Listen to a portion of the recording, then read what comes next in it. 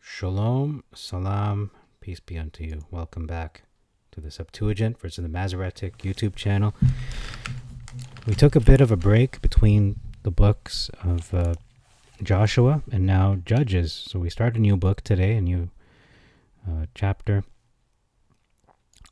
So we're going to begin here in Judges chapter 1.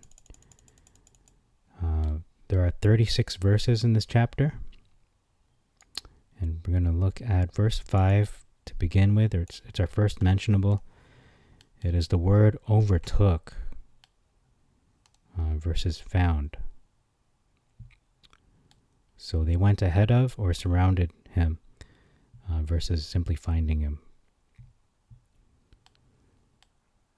Moving ahead to verse 10, we have the omission of and Hebron came out against him. Okay, so that's important because it shows the opposition that they posed against Judah. They didn't just, they weren't just peaceable people. They came out against him as an opponent, as an enemy. The children of Anak were also omitted from the record. They are known as the giants. Okay, moving ahead to verse 11, I should say 14. This is a continuous difference in the Tanakh. She murmured and cried versus she lighted from off her donkey. So this could be a mistranslation. I'm not sure which version is correct, but I am open to the possibility of the Masoretic being correct in this instance, translating the Hebrew, but it should be investigated as to what the original words were and why it can be interpreted in either way. So I don't have the answer for that. I'll leave it at that. Moving ahead to verse 16, you'll notice the name Jethro, or the title Jethro, was omitted from the record. Okay, verse 17, moving ahead, them versus it. So Judah killed the people, the Canaanites, versus they destroyed the city. So it seems to be more emphasis placed on the killing of the Canaanites. They were utterly destroyed. It wasn't just that they smote them. They really did exterminate them.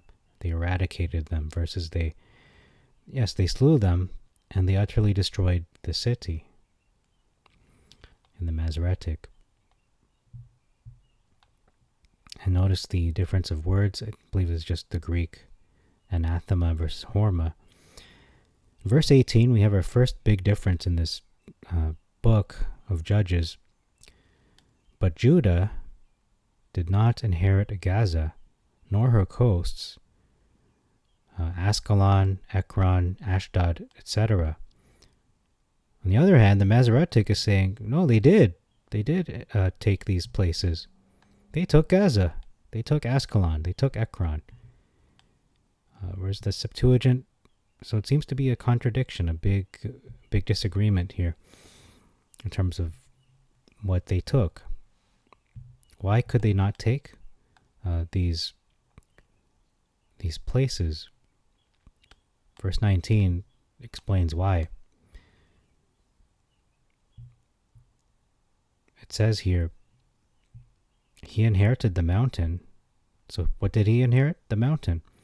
Why? For they were not able to destroy the inhabitants of the valley.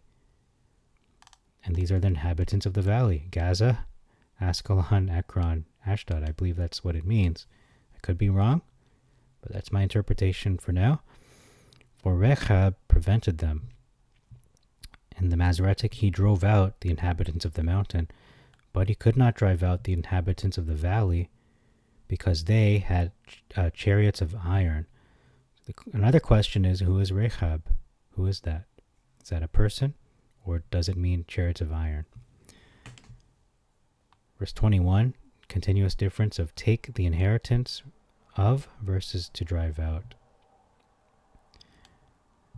Verse 23, encamped and surveyed versus descry or descry, and pretty much means the same thing, discover, find out.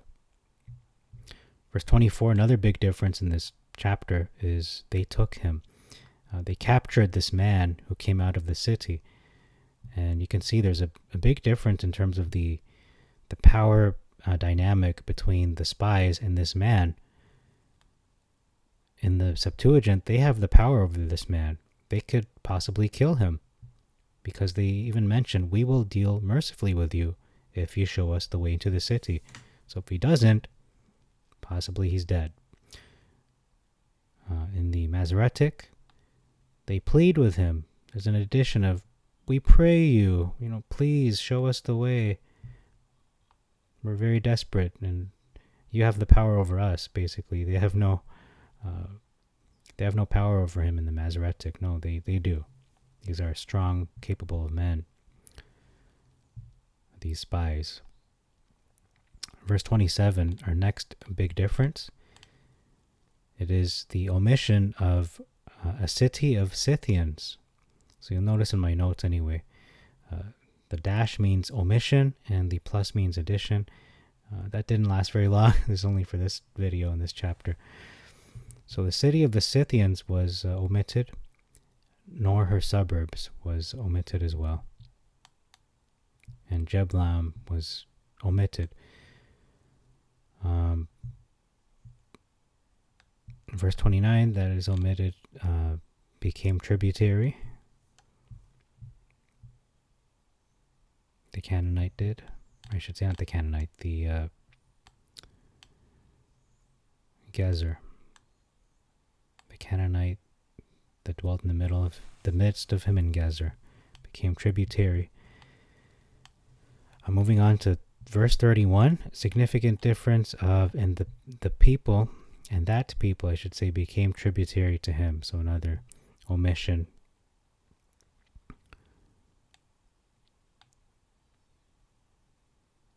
Okay, moving on to verse 32.